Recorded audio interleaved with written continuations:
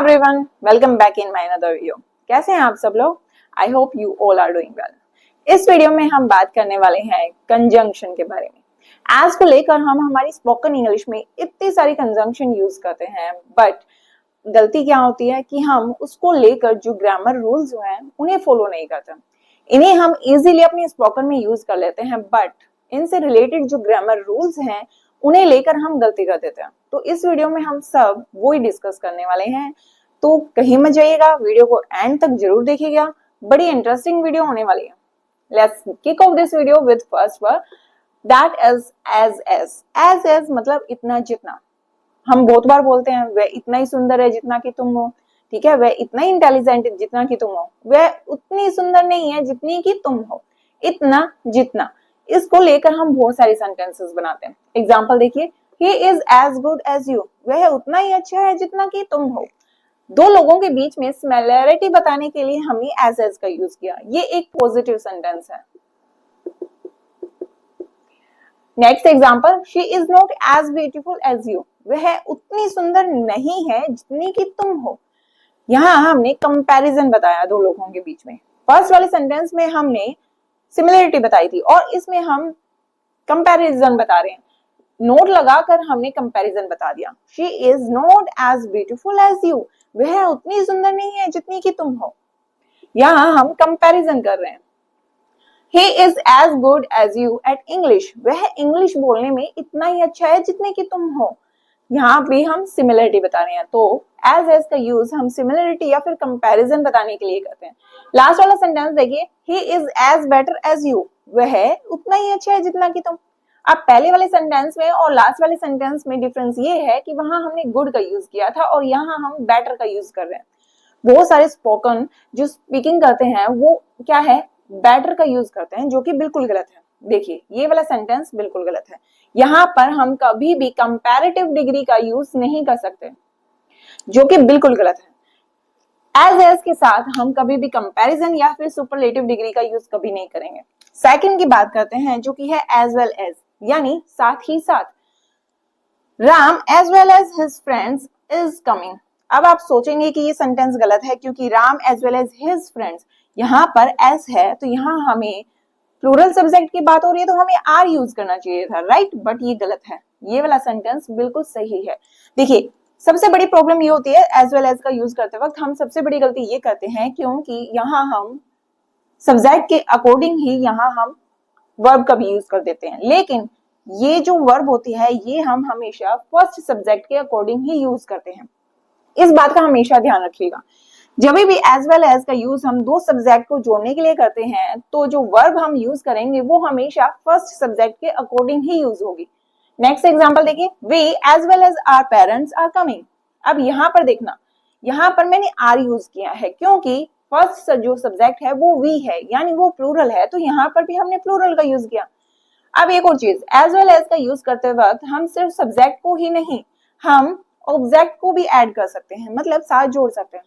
I bought a book as well as pens, मैंने एक book और साथ ही साथ कुछ पेन भी खरीदे, यानी सब्जेक्ट या फिर ऑब्जेक्ट दोनों को जोड़ने के लिए हम एज वेल एज का यूज कर सकते हैं, जिसका मतलब होता है साथ ही साथ।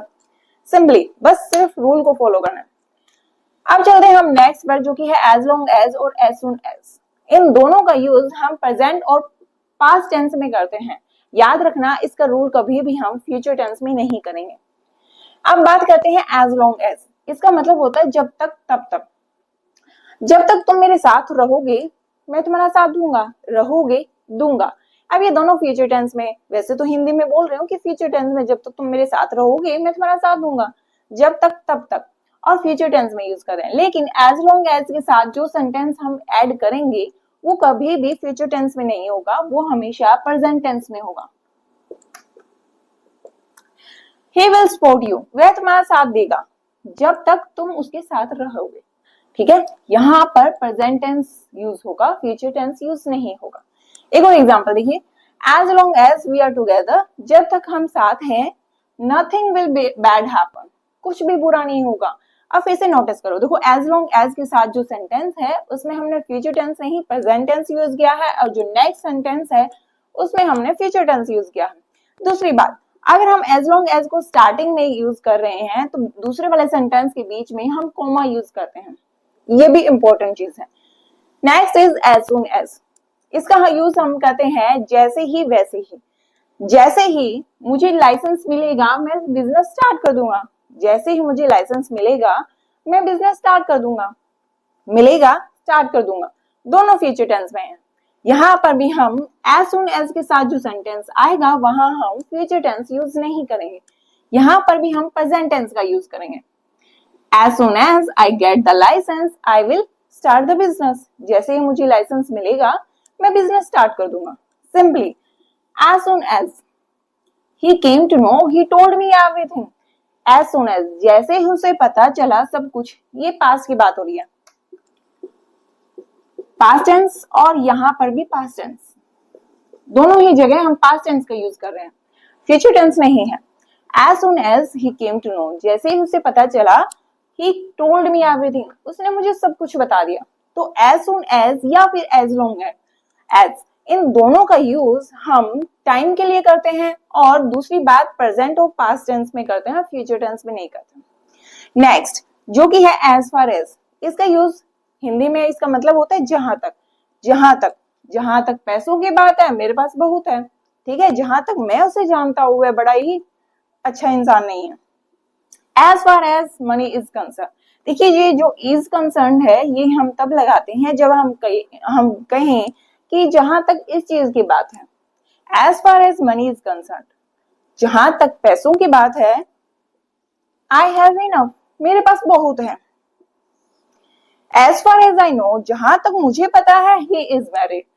As far as I know, जहां तक मुझे पता है वह बड़ा ही घटिया इंसान है। जहां तक मैं जानता हूं वह बड़ा ही बहादुर है, वह ऐसा है। तो as far as जहां तक, इसके लिए हम यूज करते हैं। Everything is fine as far as I can see, यहाँ पर भी देखना as far as हम अगर स्टार्टिंग में यूज कर रहे हैं तो बीच में हमें कोमा यूज करना है। Everything is fine as far as I can see, जहां तक मैं देख सकता हूं सब कुछ ठीक है। As far as I can see, तो ये ऐसे कंजंक्शन है जिन्हें हम हमारी डेली स्पोकन में यूज करते हैं। That's all for today। हम मिलते हैं नेक्स्ट वीडियो में, तब तक के लिए please take care and don't forget to like and subscribe my channel.